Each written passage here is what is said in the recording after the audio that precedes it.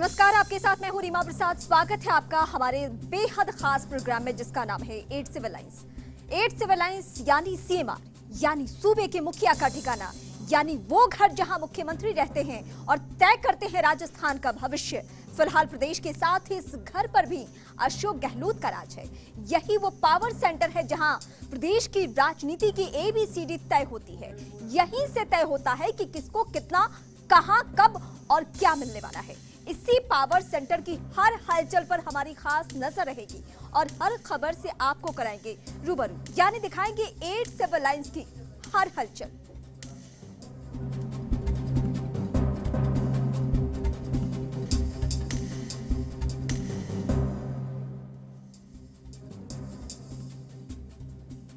पटना में कांग्रेस की जन आकांक्षा रैली की शुरुआत हो रही है। आज गांधी मैदान में करीब 30 साल बाद करेगी रैली कांग्रेस पार्टी। पटना के गांधी मैदान में विशाल सभा का आयोजन होना है। राहुल गांधी, अशोक गहलोत, कमलनाथ, भूपेश बघेल, अहमद पटेल दिल्ली से पटना पहुंच चुके हैं। इसके अलावा आम आदमी की तरह सादगी से इकोनॉमिक क्लास में गए हैं पटना। राहुल गांधी के पास की सीट पर बैठे सीएम अशोक गहलोत। लोकसभा चुनाव से पहले पटना में कांग्रेस का ये शक्ति प्रदर्शन है और ये जरा तस्वीरें देखिए आप जरा, दो तस्वीरें। एक तो पहली तस्वीर वो है जिस तस्वीर के बदौलत आज कांग्रेस पार्टी 30 साल बाद पटना के ऐतिहासिक गांधी मैदान में रैली करने जा रही है। यानी तीनों ही राज्यों में जहां कांग्रेस पार्टी का परफॉर्मेंस शानदार रहा, तीनों ही राज्यों में जहां के सीएम उनके साथ मौजूद हैं और इसके अलावा कांग्रेस पार्टी के बड़े रणनीतिकार थिंक टैंक अहमद पटेल वो भी साथ में मौजूद हैं। और ये दूसरी तस्वीर जो हम आप तक पहुंचा रहे हैं वो ऐतिहासिक गांधी मैदान की तस्वीरें हैं। तो गांधी से लेकर मौजूदा वक्त के जो सियासतदान हैं इसी गांधी मैदान का रुख करते हैं अपने जनाधार को बढ़ाने के लिए। और आज कांग्रेस पार्टी की तरफ से भी जन आकांक्षा रैली का शुभारंभ। और इस बीच हम आपको ये बता दें कि अखिलेश सिंह जो कि राज्यसभा सांसद हैं, उनके ऊपर जिम्मेदारी है, उनकी जिम्मेदारी है कि ये रैली सफल हो। भीड़ जुटाने से लेकर हर बात को लेकर वही जिम्मेदार होंगे। और साथ साथ ये भी हम आपको अपडेट कर दें, अनंत सिंह जो फिलहाल निर्दलीय बाहुबली विधायक हैं, उनके तरफ से लाखों की तादाद में पहुंचे रैली के लोगों के लिए खाना पीने की व्यवस्था की गई है। यानी कुल मिलाकर 30 साल बाद अगर कांग्रेस पार्टी पहुंच रही है पटना के ऐतिहासिक गांधी मैदान में, तो जिम्मेदारी यही है कि इस रैली को सफल बनाया जाए। क्योंकि ये सिर्फ रैली नहीं है बल्कि कांग्रेस पार्टी की तरफ से शक्ति प्रदर्शन है। यह शक्ति प्रदर्शन ही तय करेगा कि मौजूदा लोकसभा की 40 सीटों में से कांग्रेस पार्टी को कितनी सीटें मिलती है आरजेडी की तरफ से। क्योंकि दोनों की जो डीलिंग है वो फिलहाल इस तरीके से आगे बढ़ी है कि बराबर बराबर पे मुकाबला हो, यानी 15-15 सीटों पे सहमति बने आरजेडी और कांग्रेस में। साथ साथ जो 10 बाकी की सीटें हैं उस पे उपेंद्र कुशवाहा, जीतन राम मांझी, शरद यादव की पार्टी एलजेडी, इसके अलावा मुकेश सहनी जो कि मौजूदा वक्त में उन्होंने राजनीति में एंट्री मारी है, और मछुआरा तबका जो है, मल्लाह तबका जो है, उसको साधने की कोशिश तो आरजेडी ने उनको भी अपने खेमे में लिया है। तो 10 सीटों पे इन लोगों की सहमति। लेकिन इस बीच आरजेडी की तरफ से क्या कहा जा रहा है? आरजेडी का ये कहना है कि 15 सीटें हमारे पास रहे, 10 पे कांग्रेस पार्टी लड़े। लेकिन आज ही ये तय हो पाएगा, अगर ये रैली सफल हो जाती है तो कांग्रेस पार्टी बराबरी में बैठकर आरजेडी से ये डील कर पाएगी कि आखिर बिहार में कितनी सीटें उसके पास रहे। तो बहुत कुछ निर्भर करता है। और आप समझिए जरा इस समीकरण को कि सदाकत आश्रम से गांधी मैदान पहुंचने में कांग्रेस पार्टी को 30 बरस लग गए। यानी इस 30 बरस में अगर वो सत्ता में रही भी तो कभी लालू के साथ, कभी नीतीश कुमार के साथ, अकेले दम पर कभी भी यहाँ इन 30 सालों में कुछ ऐसा समीकरण देखने को नहीं मिला जिससे कांग्रेस पार्टी अपने जनाधार को बढ़ाए। वो वक्त के साथ अपने जनाधार को खोती रही। कई दफा चर्चाएं भी हुई, तो गुटबाजी को लेकर, खेमेबाजी को लेकर कई जो चर्चित चेहरे थे, चाहे वो अशोक चौधरी हो, इन जैसे बड़े नेता जो थे वो जेडीयू का रुख कर चुके हैं। तो मौजूदा वक्त में बिहार से बड़ी चुनौती है कांग्रेस पार्टी के लिए। चुनौती जेडीयू के तौर पर, चुनौती बीजेपी के तौर पर। अब इन सबसे निपटने के लिए जो भी क्षेत्रीय पार्टियां हैं उनके साथ होली है कांग्रेस पार्टी। तो वाकई इस रैली से बहुत कुछ तय होगा। अब जरा हम इन 3 चेहरों पे बात कर लें, यानी कमलनाथ जो कि मध्य प्रदेश के सीएम हैं, अशोक गहलोत जो कि राजस्थान के सीएम हैं और इसके अलावा भूपेश बघेल जो कि छत्तीसगढ़ के सीएम हैं। तो इन राज्यों में कांग्रेस पार्टी का शानदार परफॉर्मेंस रहा और सबसे ज्यादा जरूरी है कि जो कांग्रेसी यहाँ पे पहुंचे हुए हैं, जो कार्यकर्ता पहुंचे हुए हैं, इन 3 चेहरों को दिखाकर जनाधार बढ़ाने की कोशिश हो, मृत हो चुके कांग्रेस पार्टी के कार्यकर्ता में जान फूंकने की कोशिश हो और इसके लिए मौजूदा वक्त में इन 3 चेहरों से मुफीद कोई नहीं है। और यही वजह है कि ये सभी पटना के ऐतिहासिक गांधी मैदान का रुख करेंगे और वहां के पब्लिक को भी संबोधित करेंगे कि कांग्रेस पार्टी को चुनना इस वक्त क्यों जरूरी है। और इसके साथ साथ जो और भी चेहरे हैं, इस रैली में पहुंचने की खबर है कि तेजस्वी यादव भी, जो कि बिहार में नेता प्रतिपक्ष के पद पर हैं, वो पहुंचेंगे। इसके अलावा हम बात करें शरद यादव की, उनके भी पहुंचने की खबर है। एलजेडी के वो फिलहाल नेता हैं, बहुत वक्त तक वो जेडीयू में रहे हैं और कांग्रेस पार्टी के हालांकि खिलाफत में उन्होंने राजनीति की है, लेकिन अब समीकरण बदल चुका है। उपेंद्र कुशवाहा की बात करें, एनडीए का साथ उन्होंने पिछले दिनों ही छोड़ा है और कल उनके ऊपर हालांकि लाठीचार्ज हुआ है, तो इस मंच का वो हिस्सा बनेंगे या नहीं बनेंगे, इसको लेकर थोड़ा भी सस्पेंस है। लेकिन मुकेश सहनी, जिनका मैं जिक्र बार बार कर रही हूँ, मुकेश सहनी वो हैं जिनके साथ पिछले दिनों मछली भात खाएंगे और बिहार में इन पार्टियों को जिताएंगे, इस तरीके का नारा लगा, तो उसके बाद उनका भी कद बढ़ चुका है और यही वजह है कि आरजेडी ने उनको अपने खेमे में ले लिया है, तो उनकी भी मौजूदगी इस मंच पे देखने को मिल सकती है। इसके अलावा जीतन राम मांझी, हालांकि दल बदल को लेकर हमेशा उनकी चर्चा होती रही है, लेकिन इस बीच जो महादलित तबका है, जो दलित तबका है, उनके वोटों में सेंधमारी करने की भूमिका हमेशा से जीतन राम मांझी की रही है। पूर्व सीएम है वो बिहार के, उनकी भी मौजूदगी इस मंच पे रहने वाली है।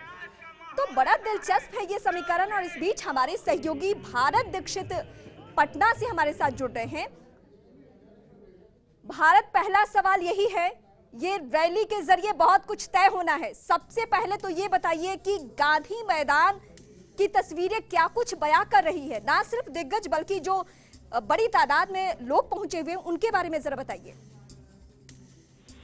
उसको 3000 रुपए पेंशन दी जाएगी। मतलब बिल्कुल रीमा, मैं आपको बता दूं कि राजीव गांधी के बाद पटना में आज पहली रैली मानी जा रही है। लगभग 30 साल के बाद रैली का आयोजन है वो पटना में हो रहा है। तो जिस प्रकार से राजीव गांधी के वक्त जो तादाद जनता की देखने को मिली थी, वही हूबहू यहाँ पर भी कांग्रेस की तादाद की संख्या है वो यहाँ पर देखने को मिल रही है। 30 साल के बाद जिस प्रकार से कांग्रेस की एक महारैली यहाँ पर पटना में आयोजित की जा रही है, उससे लोकसभा चुनाव से पहले कांग्रेस ने पूरी तरह से हुंकार यहाँ पर भर ली है। और आपको बता दूं, कुछ देर के बाद तमाम जो नेता हैं, बड़े नेता हैं, बात की जाए कांग्रेस के राष्ट्रीय अध्यक्ष राहुल गांधी की बात की जाए, सीएम अशोक गहलोत की बात की जाए, अहमद पटेल की बात की जाए, तो तमाम जो नेता है वो एक साथ यहाँ पर मंच पर मौजूद रहेंगे और लोकसभा चुनाव के लिए हुंकार यहाँ पर बहेंगे। कहीं ना कहीं ये रैली विपक्ष पर निशाना साधते हुए रखी गई है, क्योंकि जिस प्रकार से लगातार विपक्ष कांग्रेस पर निशाना साधते हुए आता है, तो कहीं ना कहीं इस रैली के माध्यम से कांग्रेस शक्ति प्रदर्शन यहाँ पर करने जा रही है और एक मैसेज यहाँ पर देना चाह रही है कि कांग्रेस पूरी तरह से मुस्तैद है और एक साथ है और लोकसभा चुनावों में अपनी ताल ठोकने वाली है। जी दिव्या। बिल्कुल,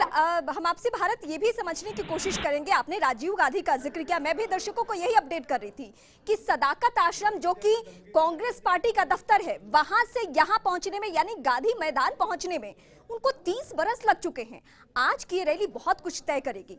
40 लोकसभा सीटों में कितनी सीटों पर कांग्रेस पार्टी चुनाव लड़ती है, इसको लेकर भी आज ही तय हो जाना है। यानी रैली में पहुंची हुई भीड़ जो है वही सब कुछ तय करेगी और यही वजह है कि हम सियासी लहजे में कह रहे हैं कि ये कांग्रेस पार्टी का इस वक्त शक्ति प्रदर्शन है।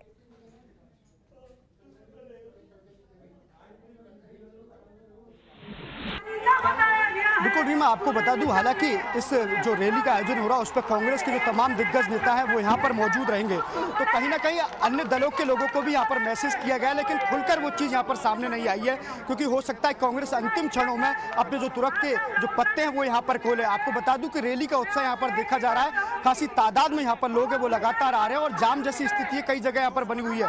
हालांकि अभी फिलहाल राहुल गांधी वो यहाँ पर नहीं पहुंचे, लेकिन राहुल गांधी जब मंच पर पहुंचेंगे तो निश्चित रूप से जो रैली है उसमें पहुंचने वाले लोगों की संख्या है वो और अधिक होगी। 30 वर्ष के बाद ये रैली यहाँ पर हो रही है और ऐसा माना जाता है अगर बिहार को जीतना है तो पटना के जो लोगों को उनका दिल जीतना वो यहाँ पर जरूरी है। जिस प्रकार से 40 लोकसभा सीटों की बात हो रही है, कांग्रेस यहाँ पर चाहेगी कि पूरी के पूरी जो सीट है वो यहाँ पर जीत यहाँ पर दर्ज की जाए और कहीं ना कहीं जो संगठन और है, अन्य दल है, उनको भी यहाँ पर साथ में लेकर चला जाए। हालांकि ये जो आकांक्षा रैली हो रही है इसमें अन्य दल के नेता है वो यहाँ पर मौजूद नहीं है, लेकिन अप्रत्यक्ष रूप से वो कांग्रेस है वो अन्य दलों का सहयोग है। भारत पटना में है और चर्चा ये भी है, खबर ये भी है कि तेजस्वी यादव यहाँ जो कि नेता प्रतिपक्ष है बिहार में, उनके पहुंचने की खबर है। इसके अलावा उपेंद्र कुशवाहा की भी चर्चा चल रही है, जीतन राम मांझी की चर्चा चल रही है, शरद यादव की चर्चा चल रही है कि ये तमाम जो दिग्गज नेता हैं वो पहुंचेंगे। तो अभी चूंकि आप वहां पे हैं तो मंच की तस्वीरें क्या कह रही है, क्या वहां दिग्गजों के पहुंचने का सिलसिला शुरू हो चुका है? दूर दूर से खास कर आए हुए लोगों का धन्यवाद करती हूं। बिल्कुल रीमा, मैं आपको बता दूं कि तमाम जो दिग्गज नेता है, अन्य संगठनों की बात की जाए तो उनको अनौपचारिक रूप से यहाँ पर निमंत्रण यहाँ पर दिया गया है। फिलहाल अभी तक ऐसे कोई नेता है वो जो बड़े नेता अन्य दलों के वो यहाँ पर नहीं पहुंचे, लेकिन जिस प्रकार से कांग्रेस यहाँ पर साथ लेकर चल रही है, प्रत्यक्ष रूप से अन्य दलों का संगठनों का साथ है वो यहाँ पर लेकर चल रही है। ये कोई जरूरी नहीं है कि आज इस मंच पर यहाँ पर अन्य दलों के जो नेता है वो यहाँ पर पहुंचे। फिलहाल की अगर मैं बात करूँ जो कांग्रेस के जो दिग्गज नेता है वो यहाँ पर मौजूद है। बिहार के अध्यक्ष की बात की जाए मनमोहन झा यहाँ पर मौजूद है और थोड़ी देर के बाद जो अन्य नेता है वो यहाँ पर पहुंचेंगे। सीएम अशोक गहलोत है वो भी यहाँ पर पहुंचेंगे, अहमद पटेल है वो भी यहाँ पर पहुंचेंगे और तमाम जो कांग्रेस के बिल्कुल, ये समीकरण हम आपसे जरा भारत यहाँ पे समझना चाहेंगे। राहुल गांधी के साथ इस वक्त 3 प्रदेशों के सीएम पहुंच रहे हैं। राजस्थान अशोक गहलोत, मध्य प्रदेश की बात करें कमलनाथ, छत्तीसगढ़ की बात करें तो बघेल साहब यहाँ पे पहुंच रहे हैं। ये जरा बताइए, इन चेहरों को दिखा के क्या बिहार की वोटर्स को या फिर कार्यकर्ताओं में जोश भरने की कोशिश होगी?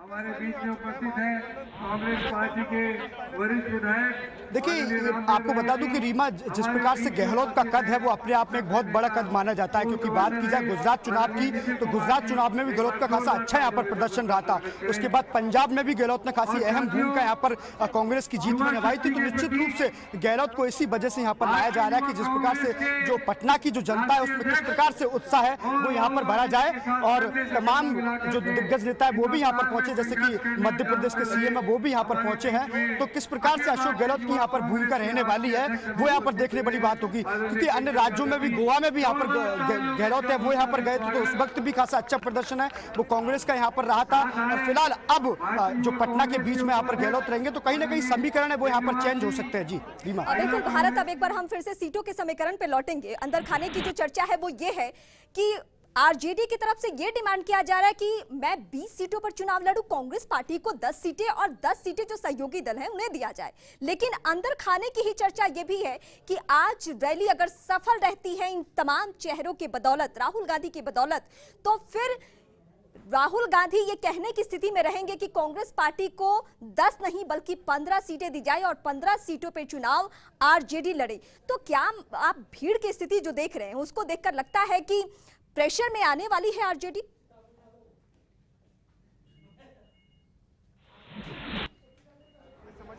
देखिए बिल्कुल, आज ये पटना की जनता और ये जो भीड़ है ये तय करेगी कि कितने सीटों पर कांग्रेस वो यहाँ पर चुनाव लड़ेगी। खासा इस रैली के ऊपर खासी अधिक यहाँ पर टिका हुआ है कि किस प्रकार से कांग्रेस कितनी सीटों पर यहाँ पर चुनाव लड़ेगी। राहुल गांधी भी यहाँ पर कुछ देर के बाद पहुंचेंगे और जिस प्रकार से जनता यहाँ पर पहुंचने में लगातार जा रही है उस प्रकार से ऐसा माना जा रहा है कि खासी अच्छी तादाद में वो लोग हैं वो यहाँ पर पहुंच रहे हैं। फिलहाल ये जो रैली है वही ये तय करेगी कांग्रेस कितनी सीटों पर यहाँ पर चुनाव लड़ती है और कितनी अन्य संगठनों को यहाँ पर सीटें दी जाती है। जी बिल्कुल भारत, इसके साथ साथ हम जरा आपसे ये भी समझने की कोशिश करेंगे क्योंकि ऐतिहासिक रैली है, ना सिर्फ पटना के लिहाज से बल्कि पूरे बिहार में इससे बड़ा मैदान कोई है नहीं। जिसको भी अपनी ताकत दिखानी हो, जिसको भी शक्ति प्रदर्शन करना हो सियासी तौर पे, वो गांधी मैदान का रुख करता है। तो इस लिहाज से सुरक्षा व्यवस्था की हम जरा बात कर लें, क्योंकि पीएम नरेंद्र मोदी की भी उस चुनावी रैली को हमें जरा याद करना होगा जहां पे कुछ एक ऐसी बातें हो गई थी, बम धमाका हो गया था। तो उस लिहाज से सुरक्षा व्यवस्था अमूमन यहाँ पे ज्यादा चाक चौबंद रखी जाती है। तो आज जब इस एरिया से आप गुजर रहे थे, गांधी मैदान के एरिया से गुजर रहे थे, चाहे बिस्कुमान भवन का एरिया हो या फिर जो दूसरा एरिया हो जहां से बहुत पॉश एरिया शुरुआत वहां से हो जाती है, आम लोगों का आना जाना बहुत ज्यादा रहता है, तो उस लिहाज से क्या कुछ आपको देखने को मिला? अपनी अपनी ढंग से कहने का काम किया। बिल्कुल रीमा, मैं आपको बता दूं कि 30 साल के बाद इस गांधी मैदान पर यहाँ पर रैली का आयोजन किया जा रहा है। खासी संख्या में लोग हैं वो लगातार यहाँ पर पहुंच रहे हैं। सुरक्षा लिहाजे की अगर मैं बात करूं तो त्रिस्तरीय सुरक्षा व्यवस्था यहाँ पर रखी गई है। चप्पे चप्पे पे यहाँ पर पुलिसकर्मी तैनात है। वही एसपीजी के जवान लगातार यहाँ पर तैनात है। मुख्य गेट पर यहाँ पर जितने भी समर्थक हैं वो अंदर आ रहे हैं, उनकी यहाँ पर चेकिंग की जा रही है। उसके बाद जैसी जो प्रवेश स्थल है उस पर यहाँ पर उनकी चेकिंग यहाँ पर की जा रही है। तो कुल मिलाकर कहा जा सकता है कि इस रैली को लेकर पुलिस की खासी अहम है और चाक चौबंद जो व्यवस्था है उसमें किसी प्रकार की चूक ना हो, उसके लिए जो तमाम पुलिसकर्मियों लगाकर मुस्तैदी से यहाँ पर अपना कार्य वो यहाँ पर कर रहे हैं। जी, कहा यह भी जा रहा था कि गांधी मैदान से 3 किलोमीटर का जो एरिया है उसे सुरक्षा घेरे में ले लिया गया है और वहां पे लोगों के आने जाने के सिलसिले को बंद कर दिया गया है। अगर आप जा भी रहे हैं तो टाइट सिक्योरिटी और वहां पे पूछताछ और उसके बाद ही आप गांधी मैदान का रुख कर सकते हैं। लेकिन इस बीच जो लोगों के पहुंचने का सिलसिला है, क्या वो देर रात से ही शुरू हो गया था? क्योंकि अनंत सिंह वो चेहरा है, बिहार के बहुत ही बड़े बाहुबली चेहरा है। उनका फायदा हमेशा, चाहे वो आरजेडी हो या फिर कांग्रेस पार्टी हो या फिर जेडीयू हो यानी नीतीश कुमार, इन सब ने वक्त वक्त में फायदा उठाया है और मौजूदा वक्त में कहा यही जा रहा है, अंदर खाने की चर्चा यही है कि उनको टिकट देने की अभी बात नहीं हुई है, लेकिन वो खुद से ही एक्टिव होकर रैली में भीड़ जुटाने की कोशिश कर रहे हैं, खाने पीने की व्यवस्था कर रहे हैं। तो इस लिहाज से क्या लोगों के पहुंचने का सिलसिला अभी भी जारी है या कल देर रात ही लोग पहुंच गए थे यहाँ पे? प्रदेश अध्यक्ष हमारे मदन मोहन झा। देखिए बिल्कुल मैं आपको बता दूं कि इस रैली की खासी अहम रैली मानी जा रही है। इसको लेकर कल रात से ही जो लोगों का सिलसिला है वो पटना में आने के लिए शुरू हुआ है। इसके लिए कांग्रेस ने बहुत विशेष व्यवस्था यहाँ पर लोगों के लिए की, रुकने के लिए व्यवस्था जगह जगह यहाँ पर पंडाल वहाँ पर बनाए गए, उनकी सोने की व्यवस्था है वो यहाँ पर। और जिस प्रकार से कुछ लोगों को आने का सिलसिला आज सुबह से यहाँ पर रैली में शुरू हो गया, क्योंकि जिस प्रकार से 30 वर्षों के बाद ये गांधी मैदान पर रैली हो रही है और कांग्रेस अधिक से अधिक संख्या में यहाँ पर भीड़ जुटाने का प्रयास कर रही है, क्योंकि इस रैली के ऊपर ही खासा कुछ लिखा है कि कितनी सीटों पर कांग्रेस यहाँ पर चुनाव लड़ती है। तो कहीं ना कहीं ये कहा जा सकता है कि रात से ही ये समर्थकों का आने का जो सिलसिला है वो कल रात से यहाँ पर शुरू हो गया था और लगातार जो समर्थक हैं वो अभी तक रैली की ओर लगातार आ रहे हैं। चलिए, रैली अगर सफल रहती है तो अखिलेश सिंह का पलड़ा भारी होगा और वो अनंत सिंह को टिकट दिलवाने में अहम भूमिका अदा कर सकते हैं, क्योंकि डीलिंग अंदर खाने यही हुई है। लेकिन इस बीच हम जरा याद करें 2015 के चुनाव को, जो कि बिहार में विधानसभा चुनाव तुरंत लोकसभा चुनाव के बाद हो रहा था। उस वक्त क्या हुआ? बिहार की जो जनता है वो बहुत जागरूक है, वो भावनाओं में बहती नहीं है। इसका जीता जागता उदाहरण 2015 का चुनाव रहा है, जहां पे बीजेपी के विजय रथ को अगर किसी ने रोका था तो बिहार की पब्लिक ने रोका था। उस पब्लिक को यहां पे यानी मंच के जरिए साधना कितना मुश्किल होगा राहुल गांधी के लिए, या फिर जो दिग्गज चेहरे पहुंच रहे हैं उनके लिए, या फिर उनकी सहयोगी पार्टियों के लिए। मुख्यमंत्री संघ मुक्त भारत बनाने वाले। बिल्कुल रीमा, ये जो रैली है बहुत अहम मानी जा रही है और पटना का गांधी जो मैदान है वो खासा फेमस है और जिस प्रकार से इस रैली में तमाम कांग्रेस के दिग्गज नेता पहुंच रहे हैं तो निश्चित रूप से इस रैली को सफल बनाने की जैसे कि गहलोत खासा इस चीज के लिए विशेष यहाँ पर माने जाते हैं, क्योंकि अन्य राज्यों में अन्य चुनावों की बात की जाए तो गहलोत का जो जादू वो सब चलकर बोला है, इसलिए गहलोत को भी यहाँ पर विशेष रूप से यहाँ पर बुलाया गया है। अन्य राज्यों के सीएम उनको भी यहाँ पर बुलाया गया है और कहीं ना कहीं इस रैली को सफल बनाने के लिए राहुल गांधी का पूरा फोकस है वो यहाँ पर किया गया है। पिछले चुनावों की अगर बात की जाए और आने वाले लोकसभा चुनावों को देखते हुए कांग्रेस की स्थिति को मजबूत करने के लिए इस रैली का आयोजन किया जा रहा है और तमाम जो कांग्रेस के नेता है वो इस रैली को सफल बनाने के लिए लगातार अपने प्रयास है वो कर रहे हैं, जिसका जीता जागता उदाहरण ये है कि लगातार जो समर्थकों की संख्या है लगातार रैली में आने के लिए लगातार लोग आ रहे हैं, यहाँ पर पहुंच रहे हैं और खासी संख्या में लोग हैं अभी भी यहाँ पर मौजूद हैं। अच्छा, इस बीच भारत में एक सवाल मेरे जहन में बार बार ये आ रहा है, जब भी मैं तस्वीरें देख रही हूँ, मंच की जब तस्वीरें दिखाई जा रही है या जो पहली पंक्ति में जो लीडर्स बैठे हुए हैं बिहार कांग्रेस के, उनको देखकर जहन में एक सवाल ये अहम है कि बहुत वक्त के बाद पहली पंक्ति में इन्हें बैठने का मौका मिला है, वरना अभी तक कभी आरजेडी के पीछे ये रहते थे, कभी जेडीयू के पीछे, आगे आने का मौका नहीं मिला। 30 बरस लग गए जब ये स्थिति है कि आज कांग्रेस पार्टी पहली पंक्ति में बैठकर या मंच पर सीधे तौर पे वो बैठकर और दूसरी पार्टियों के लीडर्स को वो इनवाइट कर रही है। तो फिलहाल इनका बॉडी लैंग्वेज क्या कह रहा है?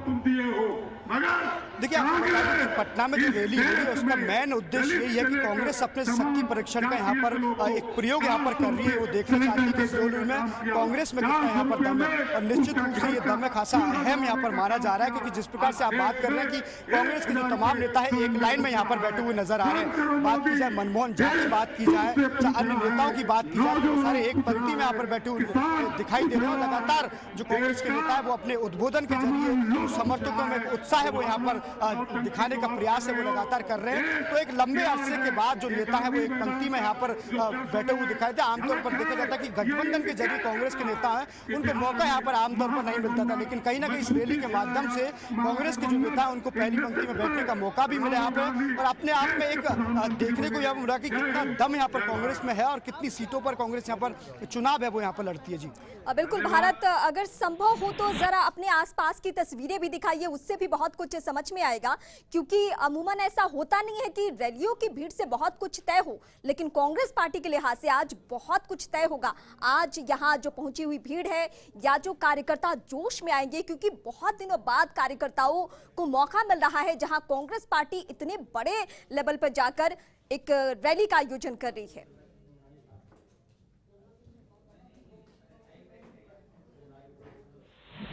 के पूर्व अध्यक्ष आदरणीय अनिल शर्मा जी को, इससे पहले अनिल शर्मा जी अपना वक्तव्य दें, हम स्वागत करते हैं मंच पर आदरणीय मीरा कुमार जी को, आदरणीय शरद यादव जी को। जोरदार तालियों के साथ हमारे दोनों महान नेताओं चलिए का भारत, हम स्वागत आपका करें। फिर से रुख करेंगे। फिलहाल तमाम जानकारी के लिए शुक्रिया। तो इस महत्वपूर्ण रैली पे हमारी नजर लगातार बनी हुई है, हम वक्त वक्त पर आपको अपडेट करेंगे, लेकिन इस बीच कुछ और जानकारी आप तक पहुंचाते हैं। राजस्थान की जनता अशोक गहलोत में क्यों अपना भविष्य देखती है, क्यों उनको अपना सिरमौर मानती है, ये हम आपको बता रहे हैं। क्यों उन्हें इस तरीके से तरजीह दिया जाता है।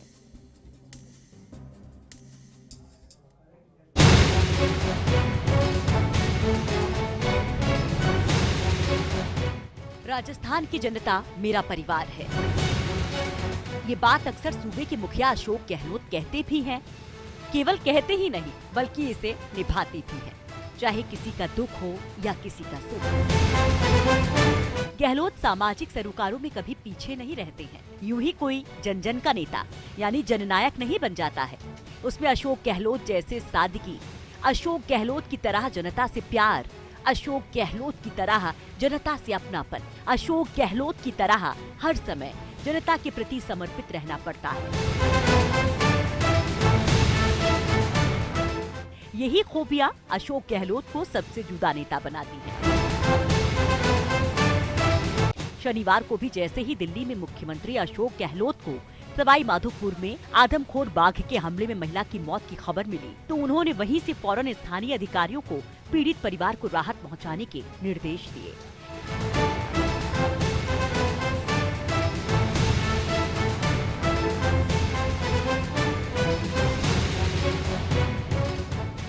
गहलोत के निर्देश के बाद ही मृतक महिला के परिजनों को 5 लाख की आर्थिक सहायता दी गई।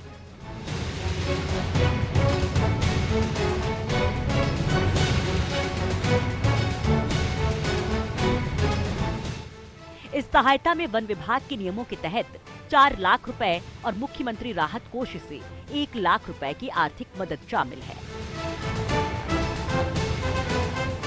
अशोक गहलोत ने हादसे पर दुख व्यक्त करते हुए मृतक महिला के परिजनों के प्रति संवेदना व्यक्त की। इसके अलावा अशोक गहलोत ने बीते साल दिसंबर में रणथंभौर में ही बाघ के हमले की शिकार हुई एक अन्य महिला के परिजनों को भी मुख्यमंत्री राहत कोष से 1 लाख रुपए की आर्थिक मदद की मंजूरी दी। जनता के किसी भी दुख में जिस तरह से अशोक गहलोत भागीदारी निभाते हैं, उसी के चलते आज वे जन जन के दिल में बसे हुए हैं। इसी के चलते उनमें हर कोई अपना नेता दिखता है, चाहे वो जोधपुर की जनता हो या राजस्थान की किसी भी अन्य जिले की। गहलोत की संवेदनशीलता के कारण वो सबसे जुदा नेता माने जाते हैं। Bureau report, first India news.